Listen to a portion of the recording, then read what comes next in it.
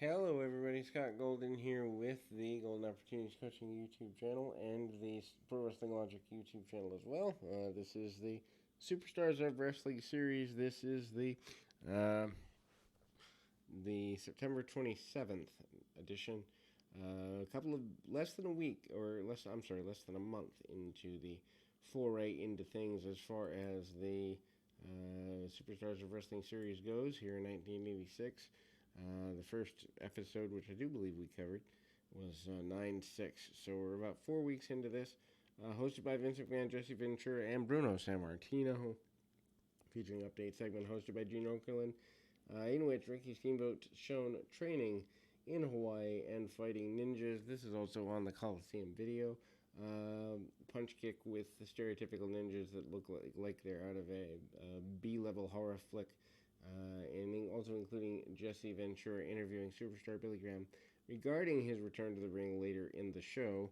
Graham's return less than a full year, as he's gone by the first Survivor Series of 1987 in November due to his hip and other parts of his body not working out. Piper's Pit featured versus the Flower Shop segment, Orton as a guest and the Flower Shop, and Don Morocco as a guest on Piper's Pit. And Piper eventually is attacked pretty aggressively 3-on-1, and there's a bunch of insults, and Piper is laid out. Jimmy Hart runs around inciting all of this. Slick talks about his upcoming surprise and features footage of Billy Jack Haynes and the Islanders helping Piper backstage. King Harley race with Bobby Heenan against Mike Kelly, a.k.a. Shane, the franchise Douglas, 137. Punch kick and very basic things. The cradle suplex is Harley's new finish for his WWF run at the time. Of course, the former NWA champion really doing as much as he can to kind of get over, but again, never treated nearly seriously enough and gets lost in things going around. Superstar Billy Graham defeats Bob Bradley via submission. 122 with a bear hug. Graham uses Bad to the Bone by George Thorogood and Destroyers as entrance music for the belt, for the bout, and this is his last match for 10 months. His body just doesn't hang out with this, and very punch kick.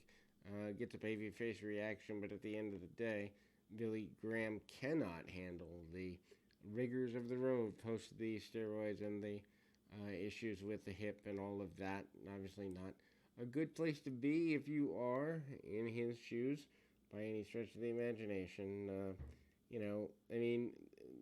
There is a inset promo of Bobby Heenan trying to get his guys ready for